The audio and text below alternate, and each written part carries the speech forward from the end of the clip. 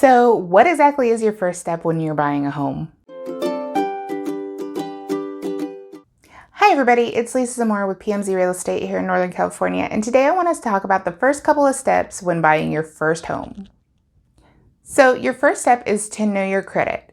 I talk about knowing your credit here with my credit building tips video, but I'm going to go over it a little bit more. Basically, you're going to want to know where you lie on the credit. That way you can know what loans are available to you and what you're ready to do in terms of purchasing power.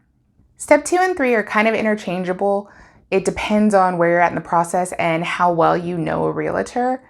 So it could be either get pre-approved with a lender, because some realtors prefer you to be pre-approved so they know how serious you are in the buying process before they start working with you, or find a realtor.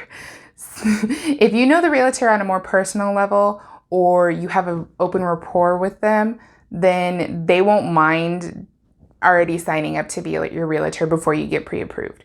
But one of those is going to have to come before the other.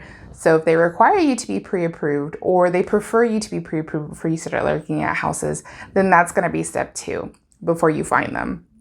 But if they don't really mind and they can start the process while you're going through pre-approval, then it would sort of be find a realtor step 2, if that makes sense.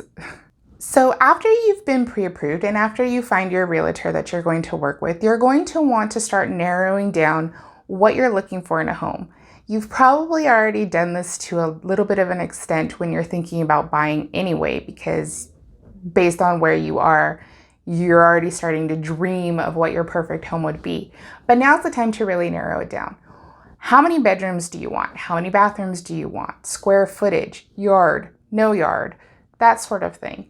Narrow down as many details as you can. That way when you give it to the realtor, we're going to be able to weed through all the stuff that you're not really going to be interested in, because we don't want to waste your time by sending you properties that don't really match.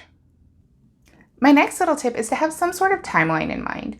If you want to take your time or you're not quite ready to move out yet, but you will be in a couple of months, definitely let the real estate agent know that. That way we can know how often to send you properties or to really keep an eye. If you need to move right away, we need to get, feet on the pavement, moving and getting you to your perfect home fast. Whereas if you have some time, we can maybe wait and see what pops up on the market and all this sort of stuff. So having that in your head helps us to understand where you're at. The next thing is you're going to want to be ready to dedicate some time to finding a house. Buying a house is not a fast process. Being pre-approved makes it go a lot faster, don't get me wrong, but it might take you some time to actually even find your perfect house. So don't be discouraged if it takes a couple of months or even longer to find your perfect property. We'll find it. You just need to be ready to dedicate some time to it. That's all. Buying a first house can be so stressful, but it is one of the most rewarding things you'll ever go through. So don't get too discouraged if things aren't going exactly the way you picture they would in your head. We'll work together and we'll find the perfect fit for you. So don't worry.